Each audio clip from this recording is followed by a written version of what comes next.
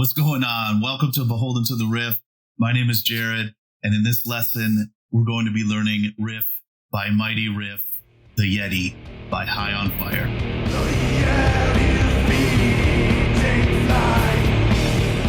As always, I definitely recommend downloading the interactive tabs. These things are sunk up with the actual song, so you can speed it up, you can slow it down, you can loop sections. These things rule. Thank you so much for checking out this lesson. This channel exists for you, so if there's any lessons that you'd like to see, any questions, just let me know in the comments below. This lesson is going to be broken down into 4 main riffs.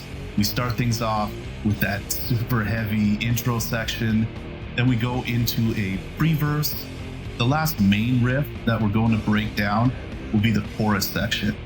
After that, I'll play through the outro, which will be slight variations of riffs that we've already learned by then. As for the bass tone, as we learn each riff, I'll use an amp mod set to an Ampeg SVT 300, a nice clean signal. For the playthroughs, I'll throw on a little fuzz just so it sounds a little closer to the actual recording. To C standard, so grab your axe, tune down a couple steps, and let's do this. After hearing the call of the Yeti, we come in with this super sludgy riff that doubles the guitar. This thing is full of slides and full of hammer-ons and just plain nasty. Here it is played all the way through, and then we'll break it down.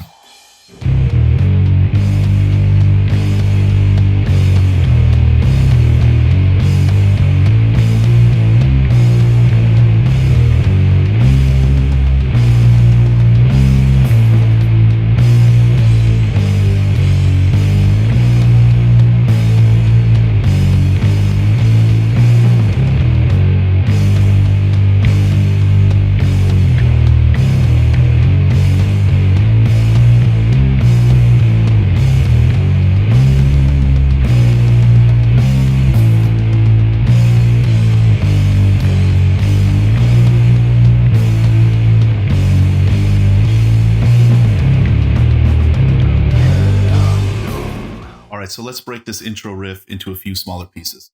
So here's the first piece. It's going to be the first kind of measure and a half.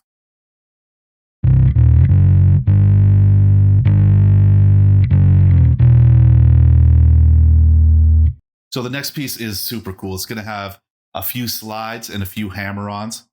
It's going to last a few measures. Here it goes.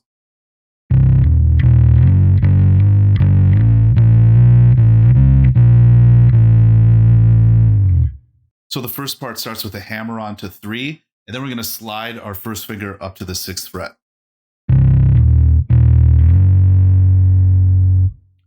From there, we're going to hammer on to the 7th fret, and then slide with our first finger up to the 9th fret. From there, we're going to hammer on to the 10th fret with our second finger. Then we're going to hit the 12th fret with our third finger.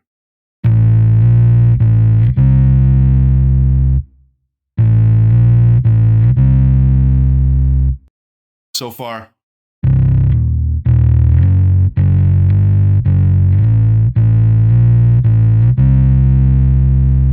Phrase finishes off 10-9. Here it is all the way.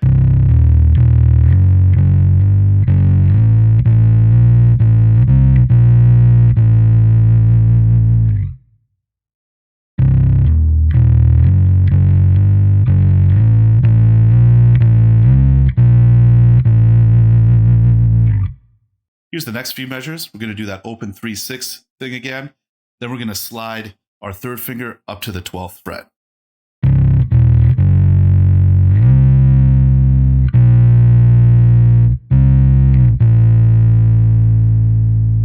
One more time.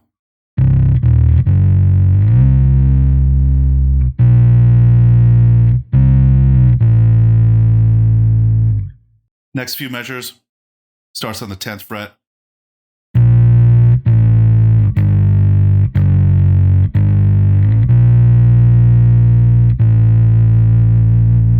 One more time.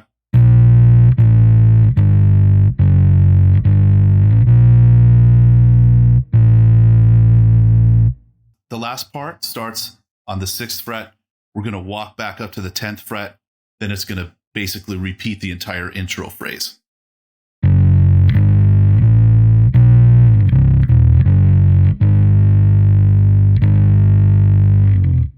So they play the intro riff twice. And on the second time around, the very last measure of the phrase, they play something that leads into the verse. That last measure introduces this first fret into the mix, setting up for our verse riff. Here's the final measure. Here's the entire intro riff, played nice and slow, and I'm going to play the second ending into the first couple notes of the verse.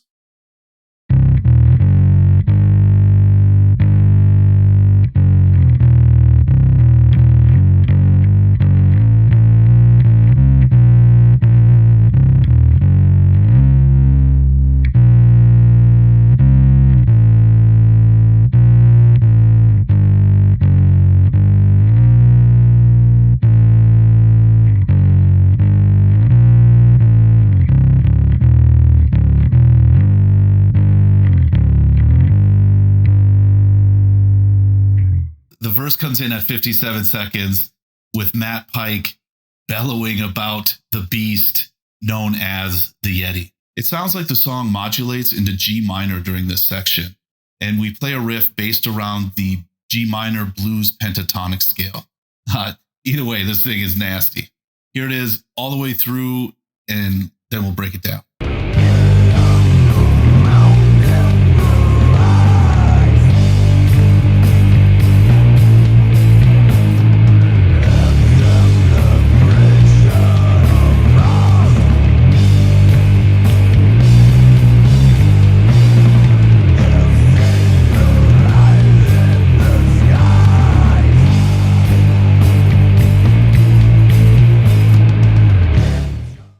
So here's the verse riff where we modulate to a different key.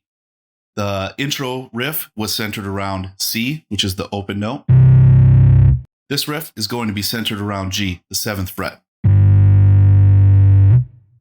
Here's the first few measures, all kinds of slides, really nasty. It's going to be 7th fret, 1st fret, and 10th fret.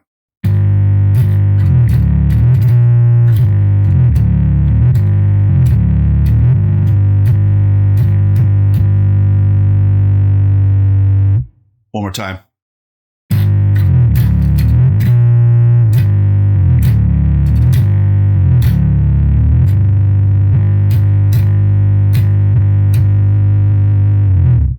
Here's the next couple measures.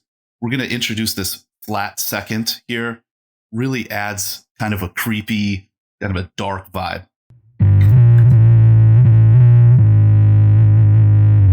One more time.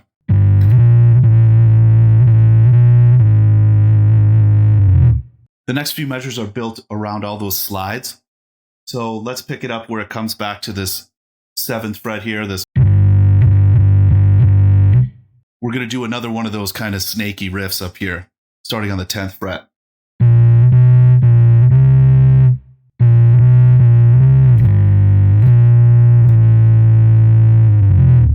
Here's the entire verse riff played at a slower speed. Let's really try and hit all these slides. It can get really muddy if we're not, super careful and really accurate.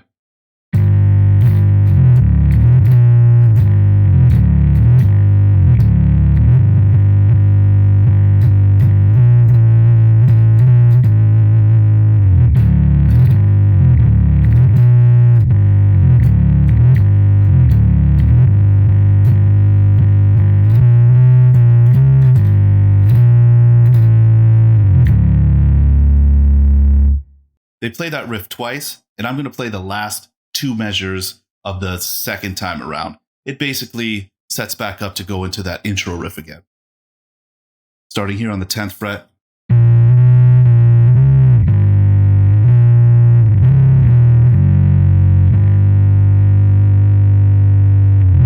After the first verse, we play another intro riff, verse riff combo before we switch it up at 2 minutes 52 seconds for what we're going to call the pre-verse section. Sounds like for this one, we go back into C minor And the riff centers around the open low C string and the 12th fret octave. This riff is humongous and really fun to play. Here it is all the way through, and then we'll break it down.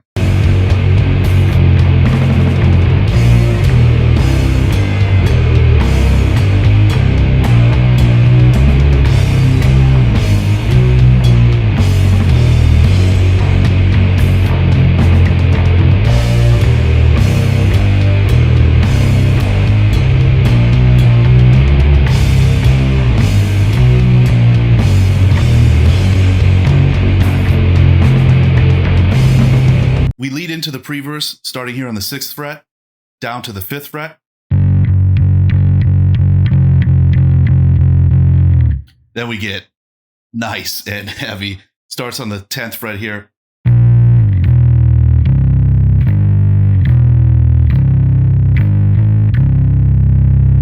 That part one more time.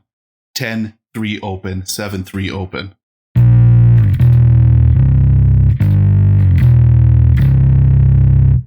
Next part is 7, 8 open. Then we do a version of that snake riff up here.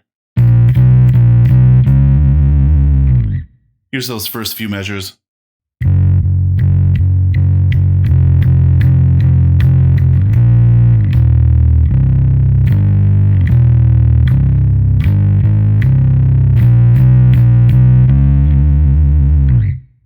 Here's the next couple measures. Starts on the open, comes right back to this 12th fret, then we kind of walk around over here.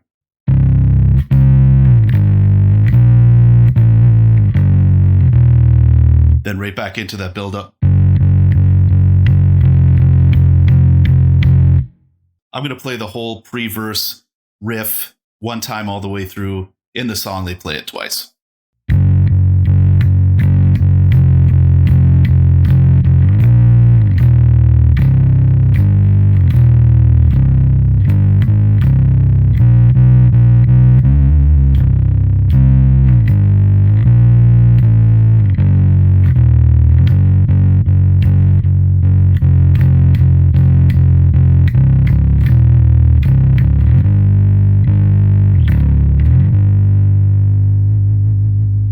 The chorus comes in at 4 minutes, 30 seconds, and just might be my favorite part of the song. The way the vocals are delivered creates this really cool atmosphere. It just sounds awesome. Here it is all the way through, and then we'll break it down.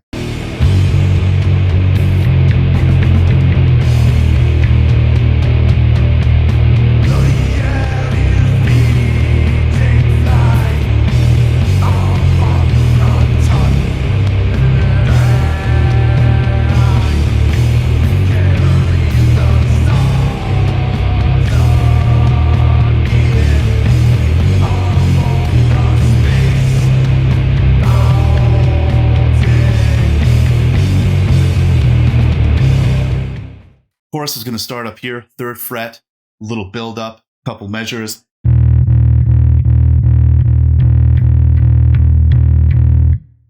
Then we enter that massive chorus. Starts on the open, then we go to the 3rd fret. Then we're going to get a little weird with the time signatures, but here's the first 2 measures.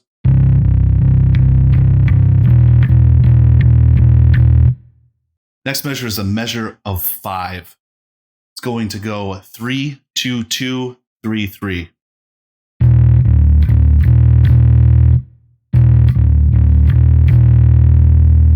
So from there, we go into a measure of 7. Starts here on the 6th fret.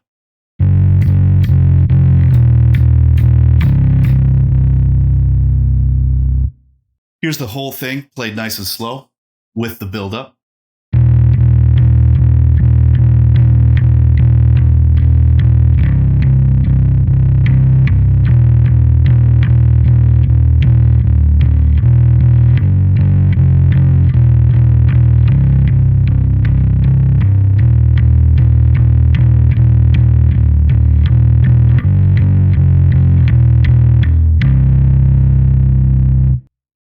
Just so heavy, so thick and nasty.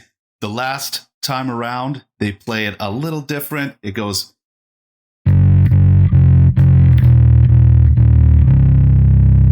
So instead of playing the 3 twice, plays the 2nd fret here, kind of leading a little more into the next part.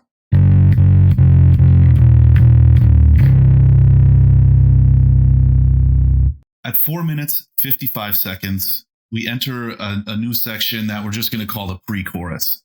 It's essentially the same thing as the chorus, but the band actually adds another beat to the riff and really distinguishes it. Really sounds cool.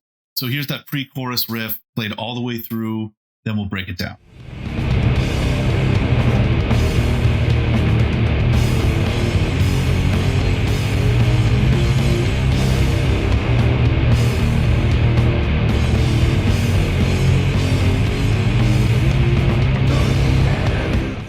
The pre-chorus looks just like the chorus, except for the way that it ends. So here's the first few measures.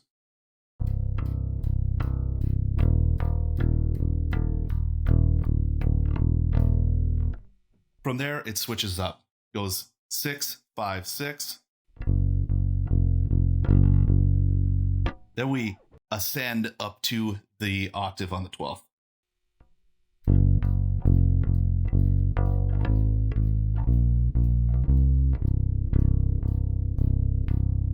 So we move through measures here pretty quick. Starts with 2 measures of 6, then it goes a measure of 5, back to 6, and then back to 5 again. I'm going to play it all the way through twice at a nice slow speed.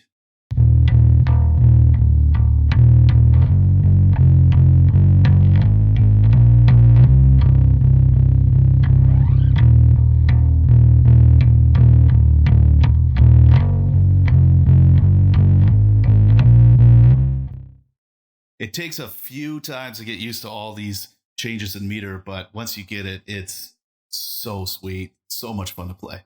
All right, so from there, we bounce back and forth between the chorus riff and the pre-chorus riff. Slight changes here and there, nothing too crazy. So I'm just going to play through the whole thing. Thank you so much for checking out this channel. I really hope you like the lesson. And if you know anybody who might be into it, please share it. It would really help a lot. Here's the rest of the song, and I'll see you at the next lesson.